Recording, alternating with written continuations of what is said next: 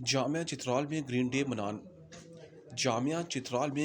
Day منایا گیا، جس میں نہ صرف پودے لگا کر شجرکاری مہم کا آغاز کر دیا گیا بلکہ یونیورسٹی کے طالبات میں 3000 مفت بھی تقسیم کیے گئے تاکہ وہ پودے لگا کر ملک میں جنگلات کی کمی پر قابو پایا جا سکے۔ تفصیلات دیکھتے ہیں گل حماد فاروقی کی اس رپورٹ میں۔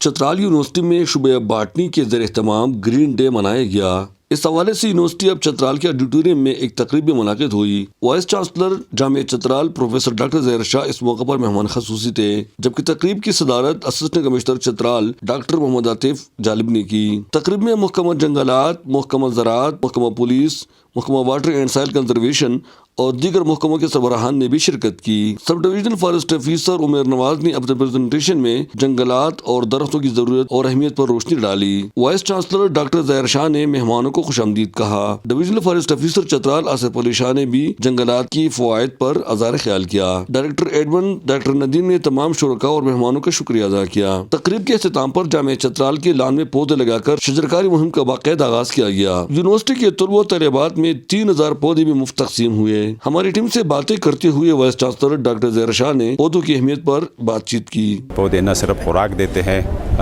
یا تازہ ہوا دیتا ہے، بلکہ ہمارے ماحول کو بھی صاف رکھتا ہے، اور ساتھ ساتھ یہ جو ماحولیاتی تبدیلی کے جو منفی اثرات ہیں اس کو کافی حد تک اس کو کام کرتا ہے۔ اسسٹنٹ کمشنر چترال نے اس کار خیر میں ضلع انتظامیہ کی جانب سے بھرپور تعاون کی یقین دہانی کرائی۔ جی ہم اس کو بالکل ٹریک کریں گے اور فارسٹ ڈپارٹمنٹ کی جانب سے وہ اسٹوڈنٹ جو یہ پودے لگائیں گے وہ ایک واٹس ایپ گروپ میں ان کی تصاویر شیئر کریں گے۔ ڈی4 چترال نے اس مہم کی تفصیلات اور ٹارگٹ پر بات چیت کی۔ شعبہ باٹنی کے لیکچرار حفیظ اللہ کے مطابق پودے انسانی بقا کے لیے نہایت ضروری ہے کہ ہم زیادہ سے زیادہ درخت لگائیں۔